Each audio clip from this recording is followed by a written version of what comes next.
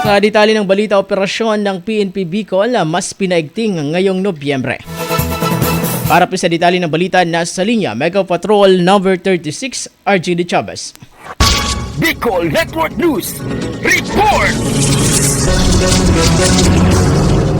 Patuloy ang pagpapatupad ng PNP Bicol sa programang kontra-krimen sa pamamagitan ng Simultaneous Anti-Criminality Law Enforcement Operation o SACLEO sa pagpasok ng buwan ng Nobyembre taong 2024 sa ilalim ng pamumuno ni Police Brigadier General Andre Perez Dizon, ang Regional Director ng Police Regional Office 5. Umabot sa 70 wanted na kriminal ang nahuli sa loob ng isang linggong operasyon. Kabilang na dito ang 7 itinuturing na pinaka-wanted sa reyon. Ang operasyon na ito ay nagbibigay diin sa determinasyon ng kasurugkaps na gawing ligtas ang bawat sulok ng komunidad. Ayon kay Police Brigadier General Dizon, hindi kami titigil hanggang ang mga kriminal ay nasa likod ng rehas. Ang mga nahuli na ito ay mensahe sa lahat ng mga may masamang balak. Hindi kayo ligtas. Ang pagkakaresto ng mga wanted na kriminal ay hindi lamang tagumpay para sa kasurugkap, kundi sa isang tagumpay para sa bawat mamamayan na nagnanais ng mas ligtas na kapaligiran. Kaugnay nito, pinasalamatan ni Police Brigadier General Dizon ang mga mamamayan sa patuloy na pakikipagtulungan sa mga otoridad na naging posible ang pag-target sa mga kriminal na nagdudulot ng takot at panganib. Ang impormasyon mula sa mga mamamayan ay naging susi sa tagumpay ng mga operasyon. Samantala, patuloy ang panawagan ni Police Brigadier General Dizon sa publiko na maging alerto at makipagtulungan